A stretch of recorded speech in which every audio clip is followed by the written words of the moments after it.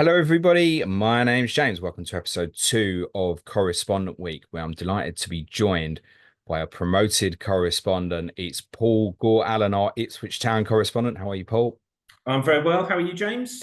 Yeah, good. Thank you, mate. Firstly, we must clarify for the listeners and the viewers that Paul's actually on holiday when you're listening or watching this. Hence, we are recording 3 days in advance, which means prior to Ipswich's game with Hoffenheim on Saturday. Paul's going to go and have a good holiday, but Paul is mostly relieved, I think, bearing in mind what we discussed when we last spoke, that Kieran McKenna is still your manager. Is that like your most important signing done, mate? Definitely, without a shadow of doubt, he's integral to what we do. If rumours are to believe, he's by far the biggest wage earner that the club has ever had. He's vital to this project, and in the old days, the players were earning the most. McKenna deserves to earn the most. He's turned this club around. You surprised he stayed? Maybe. Maybe a little bit when the gossip got very big. I think I was a little bit 50-50 with Brighton. I'm quite surprised if Chelsea were interested that didn't happen, given that, in my opinion, they've recruited a worse manager than him. They'll be delighted to hear that. He's been here 2 minutes. He's digging already. Well, but that's my opinion. I think he's a better manager than Maresca. But yeah, I'm just so pleased that he's still at us. It may only be for 1 year, but that's 1 year more. Brilliant. I'm conscious that many of the listeners and the viewers, in honesty, probably haven't watched Ipswich. Many will have, admittedly. What is Ipswich's style? What are you? Are we going to, firstly, are we going to enjoy watching you? Yes. Yes, I think you will. Almost a little bit of a history lesson. In League One, McKenna's Ipswich played a heavy possession style. 65, 70, 75. I watched a game when they had 80% possession. And, not quite pass the ball to death, but had more possession because we were playing teams like Fleetwood and, Arsenal Kiddies in the Pizza Cup and all this kind of stuff. Last year in the Championship, that changed. We had to be a little bit more humble. We had to accept that the other teams had players as good as we had. So we turned into a little bit of a mix. We pressed high to try and get the ball back there. And we broke at pace when we needed to. But we also did play the ball out from the back. We'll talk about Sam Morsey later. He's key to that, how he brings the ball out. And even at times, if we need to go over the press, we will do that. But we will go out wide usually rather than whack it straight down the middle. So there's a bit of a mixture. Our possession percentage was about 53% last year from memory, but there was an element of different game plans for different opposition. A little bit more pragmatism when you were playing the better sides in the league, basically. Yeah, there was certainly a bit of that. Say, I remember a away game at Southampton. I don't know how much possession we had there, but it wasn't much. But we got our goal early and we played on the break from there. But now Southampton will be one of the weakest teams you play this season with respect to them. Yeah, of course. And that was pretty much a handful of games into the season. So we were just feeling our way into the Championship at that point. But yes. As a friend messaged me on Fixtures Day and said, "Oh, yeah, tough start for you guys." And I replied, "Yeah, the first 38 games look really difficult."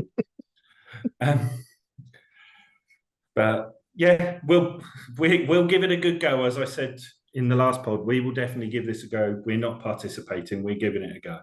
We'll come back onto those first two fixtures in a bit more detail in a second, because I think it's important to get the Ipswich view on Salah, Haaland.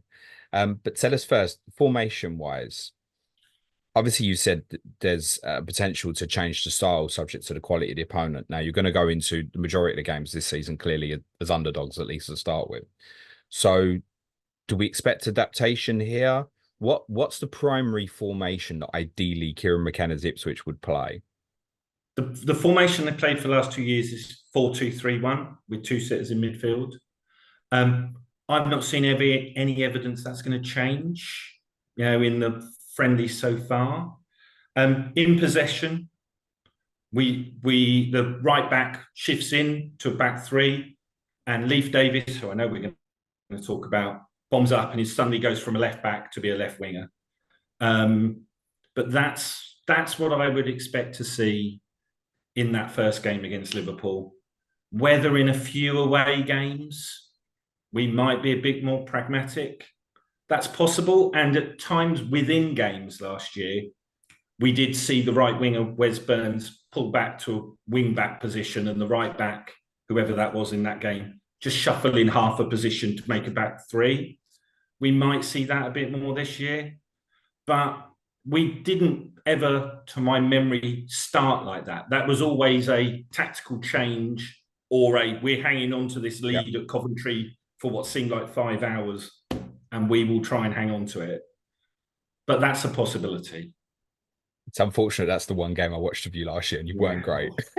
Yeah, it was a horrible game as an Ipswich fan because, as I said, that last 15 minutes felt like 15 years, to be honest. No, and it's also worth saying this was a Coventry that very nearly beat Manchester United a couple of weeks earlier in an FA Cup semi-final, so it certainly wasn't a gimme fixture. Anyway, I think what you're saying is quite interesting. So I think there is a chance that you end up in a 5-4-1 / a 5-3-2 when you go to Manchester City. And I think, as you've said, moving, say, Burns from right midfield into right back, Davis deeper. And then, yes, primarily when you've got the ball, perhaps similar, they then play the game more like wing backs. That might be the case. So, yes, there is adaptability there that might mean that Manchester City end up playing against a back five when they're sitting in possession, camped in your half. Yeah, but I would say if you'd done this podcast a year ago for like a gaffer, I would have said, oh, well, we might go to Leicester or Leeds or Southampton and do that. And we never did. Okay. In game, yes, but not, as our main starting formation. Interesting. So these fixtures, as you said, I mean, what was your reaction when you saw them first two, mate? And I completely get the sentiment of there's 38 difficult games. I understand that fully. When you saw the first two, was your reaction, wow? Or was your reaction, oh, okay, I see you in game week 3. Like, what's the reaction there? Oh, I think it's a great couple of fixtures for us, to be honest. We weren't celebrating on that pitch at Portman Road, 2 or 3 months ago. With all due respect to Brentford, looking forward to playing Brentford away. You want to play Liverpool at home, and you want to go to Manchester City. And to be honest, if you're going to play them in the first couple of weeks as well, when a lot of their players will have been at the Euros or the Copa America. They'll be a little bit rusty. Liverpool got a new manager, so there'll be new ideas there. I'm not saying we're going to win both games, but it's when you want to play them, I think, to be honest. Maybe you do want one, split them up a little bit, but no, great fixture. I mean, no, you'll be buzzing for Liverpool. I mean, you've got exactly what Fulham had a couple of years ago. Yeah. And obviously, it's worth saying Fulham came up as champions quite clearly, but they very nearly beat Liverpool that day, which was also a 12:30 kickoff on a Saturday. We know Liverpool obviously got a different manager now. There are a succession of promoted clubs who have ended up going to Manchester City in August and have taken a 4-0 or so. We've seen that a number of times, in fairness. But yeah, those games are to be excited for and look forward to. And I just said to you off camera as well, I wondered from your perspective as well, you almost treat them like a free hit. It's not to say you're just going out just to lose the games. Of course you're not. But I think you can think a little bit further down the line towards game week 3, even with the sort of transfers you may want to make and get into the club, or as you'd even said to me, perhaps build players in. So new signings maybe necessarily don't go straight into the team. They get embedded into the system and the ideology, knowing that those 2 games, not that they don't matter, but there's no expectation. It's way more important, realistically, that when you play Fulham, Brighton, Southampton, and a really good run you've got afterwards from sort of game week 3 onwards, that's almost more important, isn't it? Yeah, if you offered me a point from those first 2 games, I'm going to take it. Of course you are. So like you say, call it a free hit, call it whatever, but they are great games. They are games my little boy is massively excited about, and quite rightly too. Absolutely. How old's your boy? 10. Nice. With that in mind, though, I'm sure people will listen to what I was saying there thinking, there's a chance they're going to get slapped here then, isn't there? I'm interested to know, Paul, Salah and Haaland, Who's in your draft at the moment? Okay, at the moment, Salah's in my draft. But if the question is, who do I think in those first 2 weeks could absolutely batter us? It's Man City. So that's Salah's in my draft basically because he's 3 million less or whatever he is, 2.5 million less. But I think a little bit like Forest, there's a lot of similarities between us and Forest a couple of years ago, apart from the fact we're not going to sign 2,000 players or whatever they did that summer. But the club hasn't been in the Premier League for 22 years. I think that's about the same as Forest. The club is a similar size. And Forest that season, that first season up, they got virtually all their points at home. And that will be us, I think, this year. If we're going to be anywhere near it, we're going to collect a lot of points at home. And that's why I think that Liverpool game is our better chance rather than Man City away, whereas Haaland could quite easily pick up quite a lot of points. So I know you like a little bit of history. I know the answer to this because shit stays here sometimes. So Forest in their first promoted year went to Manchester City away in August. Do you know what the score was? Well, I'm pretty sure they got battered. I can't remember how much. 4? It was 6. 6. And Haaland had a hat-trick by half-time. Yeah, so... I think they took him off. I think he went off at half-time, if I remember as well. And, there's a decent possibility that could happen again. And obviously, there's a decent possibility Liverpool could thrash us. They've got amazing players and everything. But I just think that home first fixture means that if the question is who do I think will score more points in those 2 games, it's Haaland. Okay. Would it be fair to say Haaland would probably be the best captaincy in Game Week 2? I would think it'd be bizarre if you had Haaland if you didn't captain him. Okay. Yeah. Unless you're an Ipswich fan and don't want to do it. Yeah, no, I get that completely. Is Salah the best captaincy in Game Week 1? I think Isaac's the best captain in Game Week 1, isn't he? Home game. I agree with that personally, yeah. Are you going with Isak then? Yeah. So you wouldn't captain Salah at the moment as it stands against yourselves? No, I don't think, especially in the first game, I don't think I've got the cojones to do that to myself. Is that something that would bother you? Because I know Mark struggled. Mark Summers mentioned Forest struggled with that a little bit when Forest first year back. Was like, I don't really want to captain Haaland against Forest. I'm sure he probably did, but didn't really want to go down that route. And I understand that you don't really want to captain a player against your own team. Is that something you couldn't do, or would you be happy to do it? I don't know is the honest answer. I've not had to go through that before. So we'll see when I get a bit nearer the time. But I'm pretty sure I won't captain a Liverpool player in Game Week 1. And then let's see, captaining Haaland might just be too obvious a choice if I have him in my team. Okay. So I think what we've learned here is Haaland is more likely to go nuts against you than Salah, purely by virtue of away game as well. And I think City's historical against promoted teams, etc. Okay. Right. People are going to take notice of that quite clearly.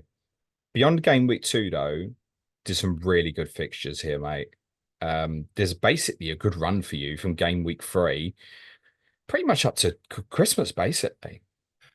Yeah, there's, depending on how long you want to go, but yeah, there's certainly a spell from Game Week 3 where we would be expecting to pick up points. I think I've heard a couple of podcasts talking about, well, let's have a look for the first 2 game weeks, particularly at Leif Davis, and then see if we want to bring him in there. That seems very sensible in terms of an FPL. But yeah, we're definitely going to have to be looking to get some points on the board. Game Week 3 I think there's a game Manchester United in there in October, November. And then we do have a relatively hard Christmas. But yeah, you do. Yeah. I think you got Newcastle at home just before Christmas, and then there's a couple more really difficult ones. Arsenal and Chelsea are in there somewhere. But basically, I mean, you've got Villa at home in 6, United at home in 12, Tottenham away in 11 is the only away game over that period against the expected top 8. And you've obviously got Liverpool City out the way, and then you don't play Arsenal till obviously that period over Christmas, for example. So yeah, and I think Chelsea as well. This is a really good run for you. I think the problem with the idea of waiting for Leif Davis, as an example, to see how perhaps yourselves perform. One, I don't think the first two fixtures are going to tell us what happens next. Even if you do well in them, I don't think it's Agree. necessarily going to Agree. tell us anything. And unless people are wild carding, and people may be sort of game week 3 to 6, for example, I can't see people using their transfer to go and buy a Leif Davis. It almost feels more likely that people go, I like that 4.0 Ipswich defender who started quite well because that enables me to move some funds. Feels almost a little bit more likely. But talk to us about Leif Davis, because I think when you got promoted, there was a lot of people with that preset idea. Okay, great. That's the one I really want to keep an eye on. Was it 18 assists in the championship last year? Like an absurd number. It was the record for a defender. So Okay. in the championship. So he comes in at 4.5. Everyone sees the price. Brilliant, wicked. Okay, yeah, but every other one's 4 million. I guess the first question would be, just basing it on your club, is Leif Davis worth 0.5 more than every other defender in your squad? Probably. I think this is true pretty generally. I think FPL have priced them pretty well. Yeah. Because I think that gap is enticing, because Leif Davis, like you say, he is going to, if we score any kind of number of goals, he's going to score a lot of points. He takes a lot of set pieces and he creates a lot. 18 assists doesn't happen by accident. He gets very high. He gets, a lot of delivery into the box. So yes, he is worth that 0.5 extra. He's a classic player that I would say his actual price should be 4.7, 4.8, but obviously they don't price like that at the start. I understand what you're saying, yeah. So I think it's a very enticing price, but I can kind of get that others would look at it and go, oh yeah, but there are players from established Premier League clubs at 4.5, maybe not quite as attacking, but I'm more guaranteed in my clean sheet. But that means it's a good price. Well played, FPL. Yeah, I think the key point there is what you'd said about almost you should be a little bit more. That says there's value in having him at 4.5, but yes, there are several other very good 4.5s that can be had at other clubs. Do you intend to start with him? In my team? Yeah. He's in my squad. I suspect he won't be on the 11 for the first game, but he's in my squad. Yeah. I've got 3. I'm going 3 first game, whatever. I get that completely, mate. I remember when Tom Med come up with Brentford, you mentioned them earlier. It was like, yeah, I've got to have 3 and stuff like that. And he's still going. Still always got 3 Brentford, I think, Tom. No, I get that completely. And therefore, if you're going to go 3 Ipswich, you want to get your best 3. I get that completely. In seriousness, advice for others when you're comparing to the 4.5s at other clubs, what do you think? I think he's got a high upside, but there is a possibility that he's got a low ceiling as well. Because of if we go in and this all turns into a bit of a nightmare, then he's not going to get many assists and he's certainly not going to get many clean sheets. I think it's an exciting pick for people. I don't necessarily think that's the same as the best pick, but I think if you're having a 4.5 million defender and he's not in your shortlist of 4 or 5, I'm not sure that there are that many that are better than him in that price range. I think the problem is looking at it. If you're going him, I think you're probably looking for rotations. Yeah, and we rotate well with Palace. So. And then across the first 7, it's like, okay, how many can I find? So yeah, I get what you're saying. Like Palace go to Chelsea in game week 3, play Davis at home to Fulham. Yeah, get that. Palace have got Manchester United in game week 5. You've got Southampton away, not too bad. Game week 7, you probably pick Davis away to West Ham maybe rather than a Palace player at home to Liverpool. Yeah, but you're looking for that. Then your cost is the 9, isn't it? Yeah. And I think once you start looking at that with the rotations, what you'll end up doing is you start going, can I find a better rotator with Palace? Yeah. I think that's what people will probably end up doing. And just the first 2 are so off-putting. Yeah. There's no doubt about that. And like you said, whether people start looking in game week 3 or see a couple of games then, and like they're in their wild card zone, and they start looking at him then.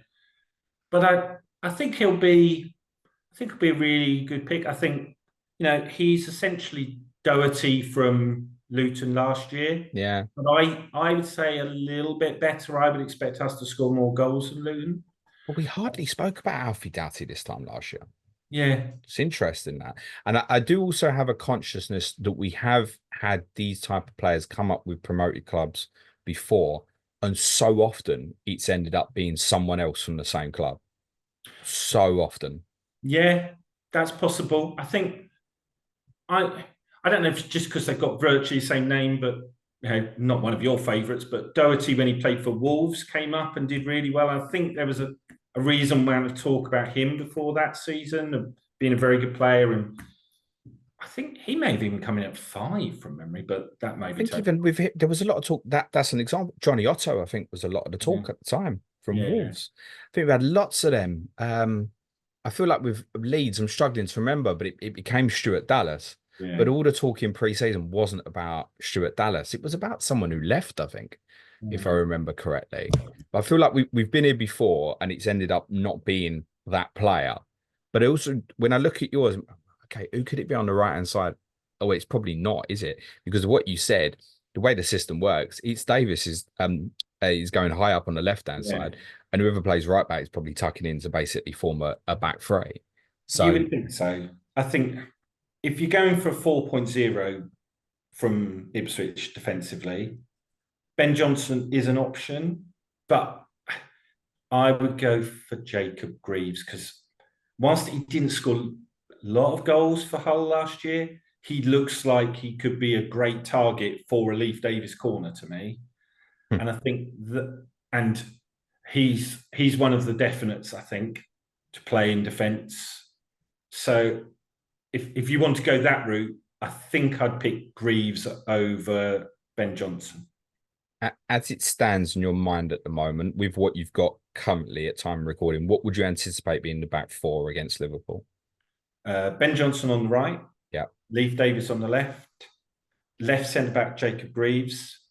And then the right centre-back is probably a coin flip, but I think Luke Wolfenden, who played most of last season, will play rather than Axel Tuanzebe, mainly because he hasn't played any of the pre-season games yet and has had a bit of time off for personal issues. So I think he might be a little bit behind on the fitness, so they might prefer sticking with Wolfenden.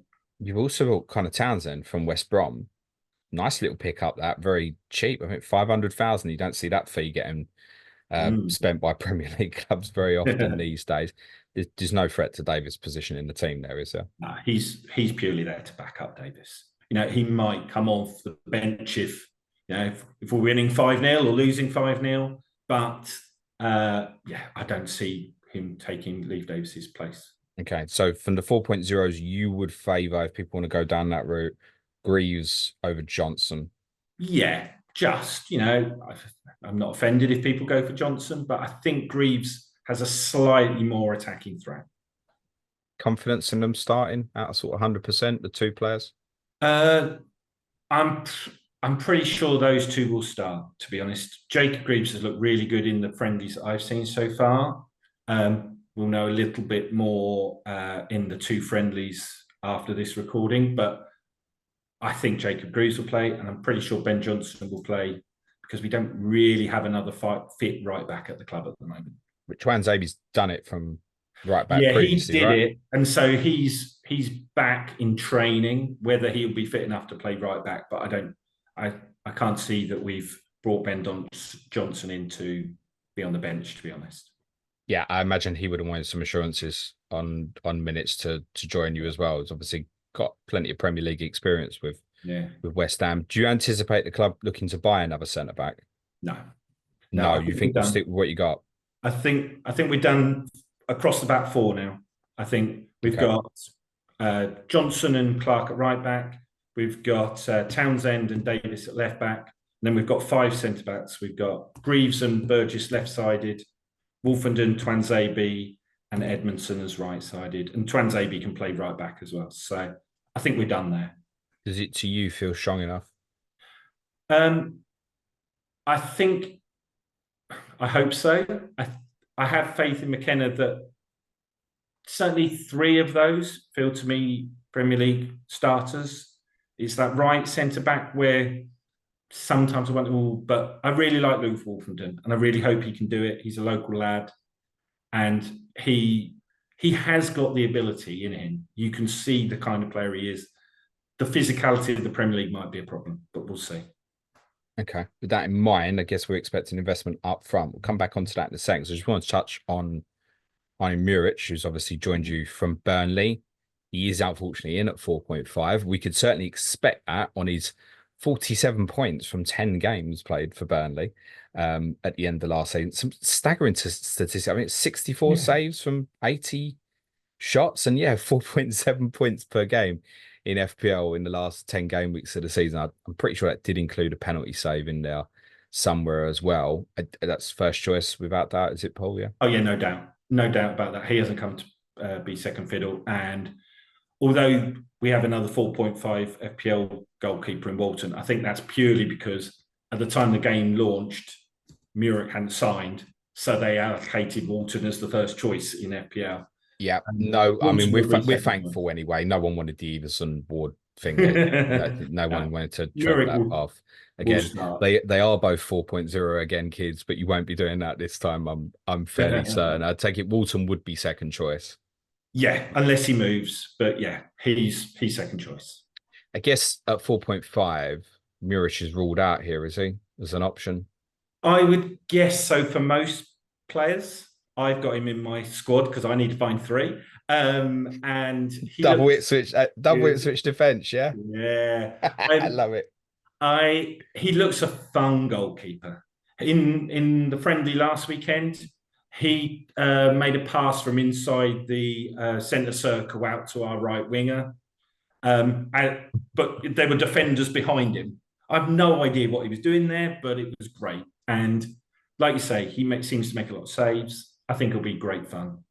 But I don't think anybody else, even if they go for the classic 2 4.5 goalkeepers, is probably going to go for an Ipswich one, given some of the other 4.5s out there.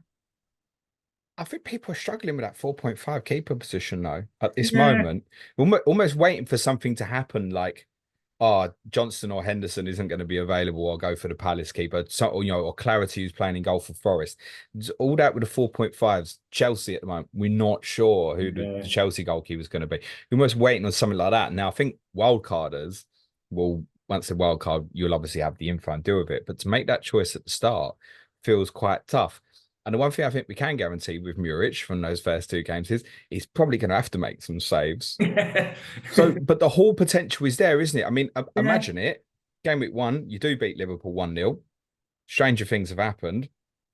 He's going to haul, isn't he? Or has the BPS changed that much that a goalkeeper can't anymore? Well, he'll still certainly make a load of saves. Well, yeah.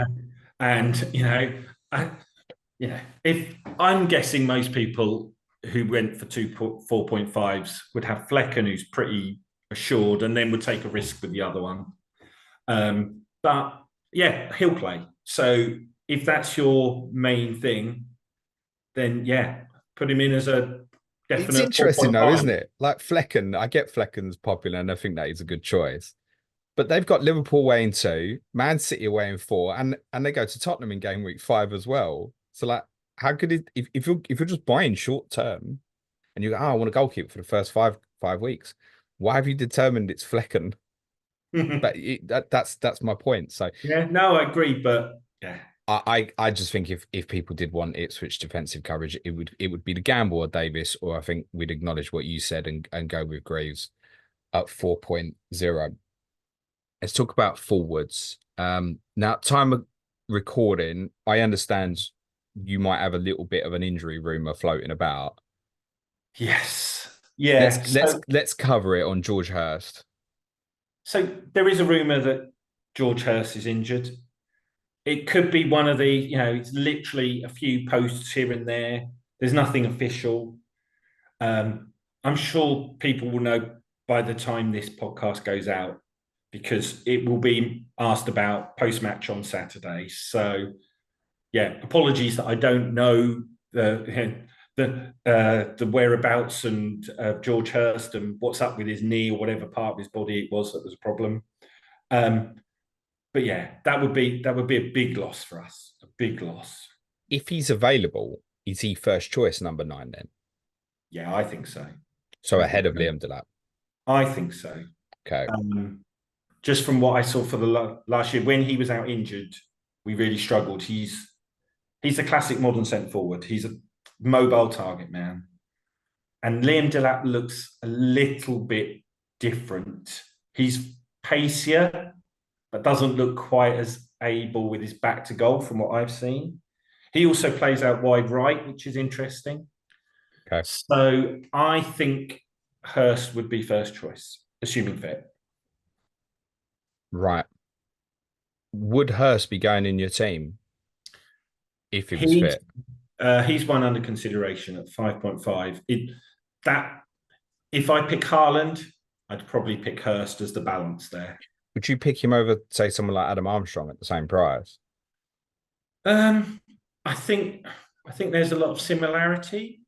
I think I'd expect them to score similar amount of points, to be honest.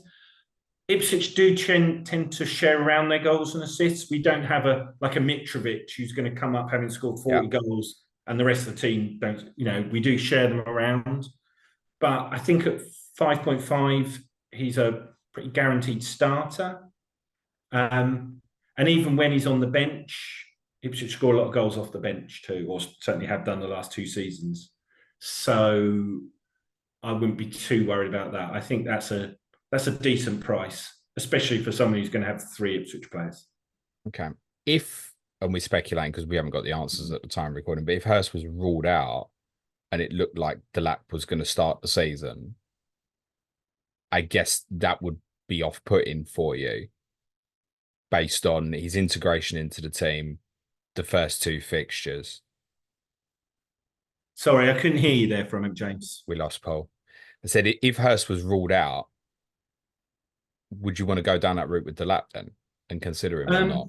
I'm less convinced by Delap, but if Hurst was out and we hadn't got any kind of centre forward in, he's going to be the main man. So you've got the possibility there that you've got a strong likelihood of him playing not just 60 minutes and then bringing somebody on, but 70, 80, even the full game. Okay. You mentioned goals off the bench. There's a 4.5 forward sitting there in Freddie Ladapo. He's not going to play. No minutes at all, no? The only reason he would play is off the bench if we've lost Hurst, but for a short amount of time. He's going to end up either going on loan or be released, from his contract for the last year. Almost. Okay. Noted. We loaned him out to Charlton last year. Okay. Omari Hutchinson. Yes. Biggest buy in the club's history by a long way. Yeah. I didn't own him in Gaffer last year at all. Why? Because it took him a decent amount of time to get up to speed. I'm going to sound like a Championship fan here. I still feel like one.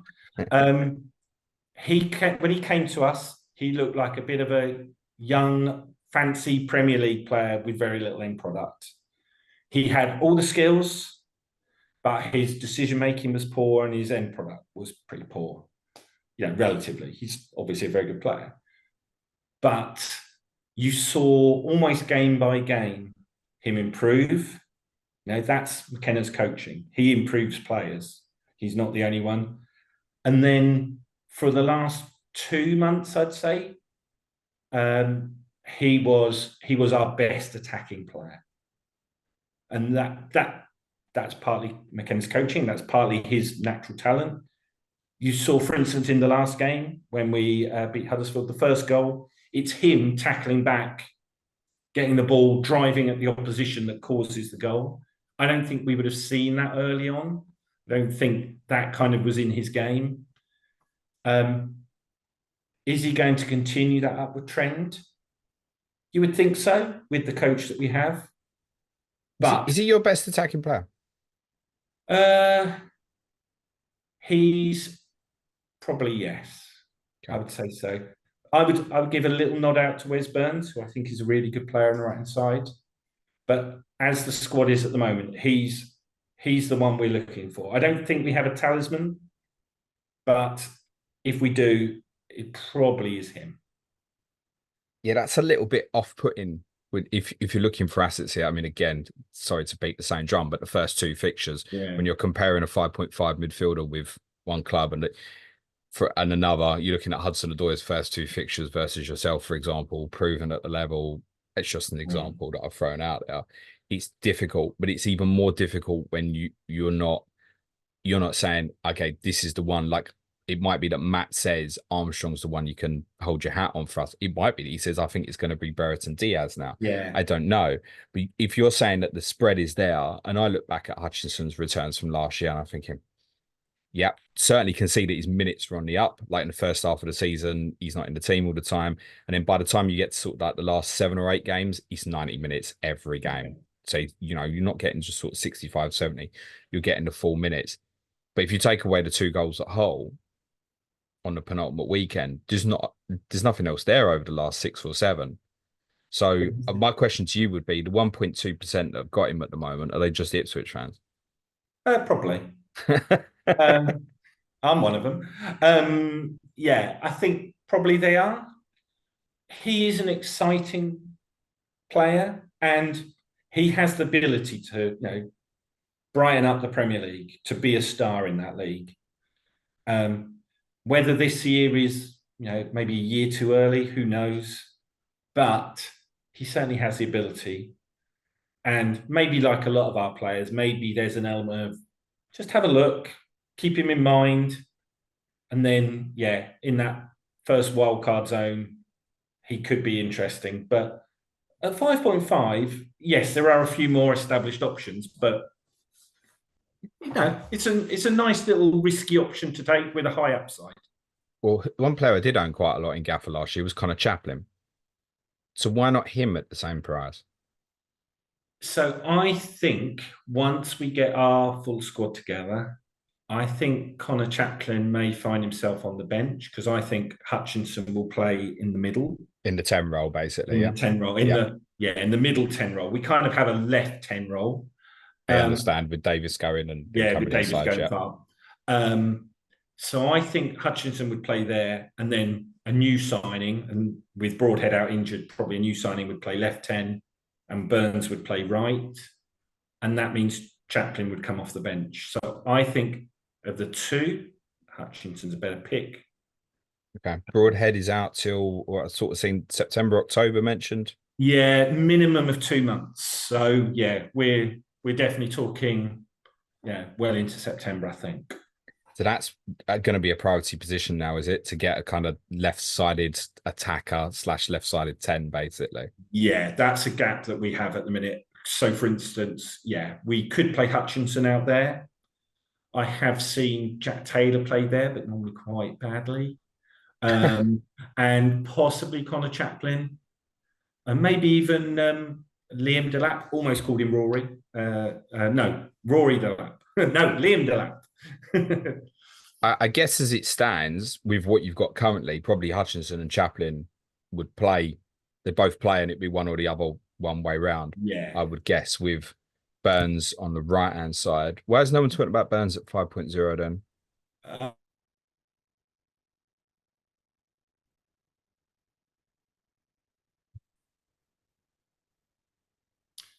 So I think Burns is a decent option, but I can understand why people are a little nervous. He did pick up an injury last season, so his gaffer points probably aren't as high as they should have been. And there's also that thought that he might revert back to a right wing back.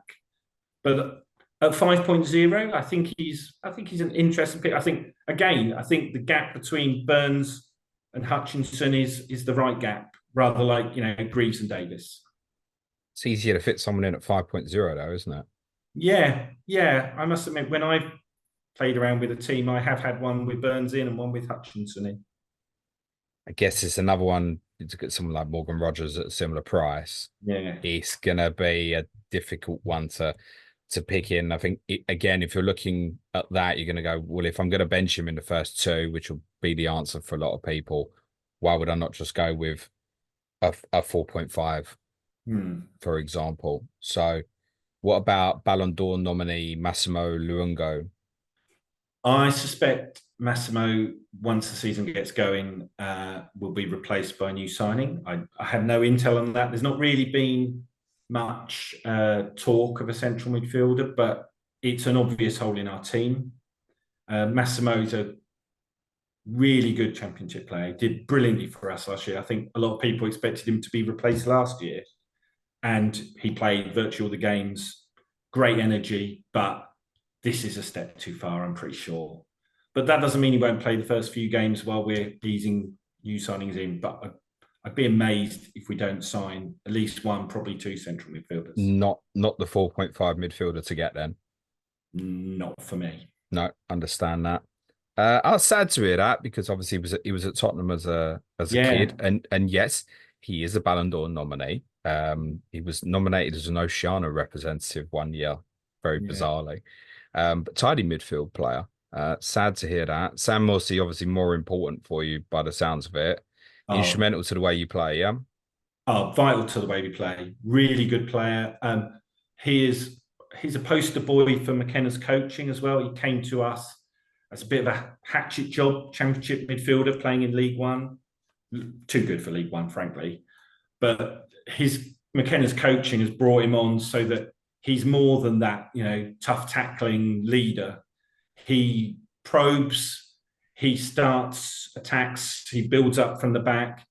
The way he plays on the half turn, he is our key player in terms of actual football as opposed to FPL.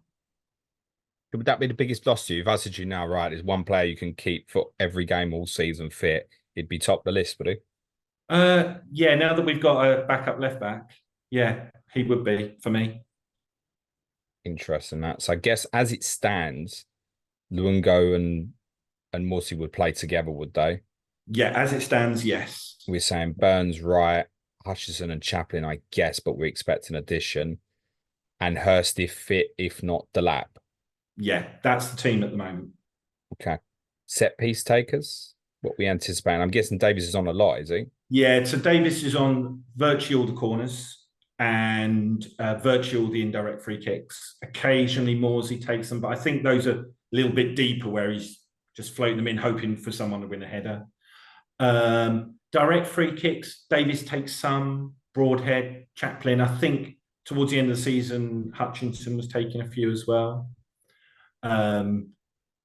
Penalties, well, for a start, don't worry too much. We only got like 3 or 4 last year and we scored 90-odd goals and we're attacking most of the time. The penalty got VAR now, mate. Oh yeah, great. I think our best penalty taker is George Hurst. But Nathan Broadhead seemed to be first choice, and sometimes it seems to be Connor Chaplin. We'll see. I think that there's a vacancy there that might need to be filled. Certainly if George Hurst is cropped. What's your expectations? Well, we're going to be one of the 6, 7, 8 teams who we take 17th right now. But because there's 6, 7, 8 of those, we could also finish 14th, or we could finish 20th. I think we'll probably find out a lot, not in those first 2 games, but maybe once we're about halfway, maybe all the way through September, and we've got a bit more of a feel for what the league is like. But what I do think is, I know a lot of people have gone, well, the 3 promoted teams last year all went down. I think we're in a stronger position than all 3 of those were. We've kept our team together, which Burnley and Sheffield United didn't do.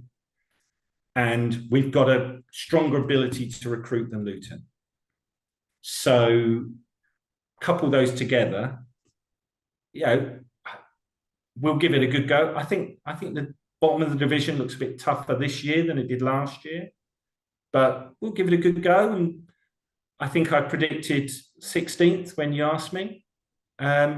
And maybe that's a bit hopeful, but certainly I don't see us, I I don't see us challenging Derby's record low points total. No, it comes up every year, and I'm so tired of it because the chance of anybody ever doing worse than that Derby 11 points with the amount of brilliant tactical managers we've got in our league is so unlikely. And as said at the start, the manager here gives you a shot. And I think Rob Edwards really gave Luton a shot last year. And I see similarities on that path. I wouldn't want you to sit here and say, I think we're going to finish bottom, James. I want you to have some optimism of what's to come. I think you know what most other people are going to think at the moment, because as well, even more so, Southampton and Leicester are established names for the average person. But it's worth saying you finished above Southampton last year. And it's also worth saying that Leicester might start the season on something that's got a minus in front of it, and we don't know yet at this stage. So Leicester might have some catching up to do, possibly. How many of those are a little bit, well, certainly Leicester are a little bit worse than they were in the Championship because they've lost the ground. Yes, quite possibly. That could be true. How many of your fellow correspondents do you think tipped Ipswich to stay up? 0. You are incorrect. Oh, okay. You can send something in the post to Mr. Mark Southerns, which is very interesting because at the start of this podcast, you said, I see similarities with Forest. So maybe Mark sees something in you. Is quite possible.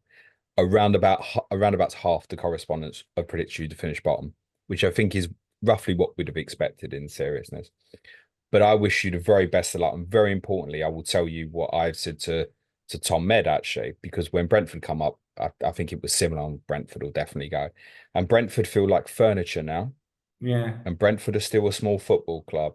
I told Tom Med, I said, make sure you enjoy it because you don't know when it will come again. And as a reminder, on opening night in Brentford's first season, I believe they beat Arsenal 2-0 and Ivan Toney had a kick about, I think. So who knows? Good luck to you against Liverpool and for the season, Paul. Anything you want to plug before we finish, mate? No, I think that's more than enough. But thank you, James, for the time. You're very welcome, mate. Wish you and the Tractor Boys the very best of luck, and I particularly hope your kid enjoys himself this season as well, mate. Next up on Correspondent Week, I just mentioned him. It's Tom Med and Brentford. We're going to go back down the A12 and round the M25, or if you were doing it my way, you'd get a train to Liverpool Street and then probably jump on the Elizabeth line and then get a bus to the G-Tech. Brentford will be our feature on Correspondent Week, episode 3. Just leaves me to say thanks very much, Paul, and cue music, please, man child.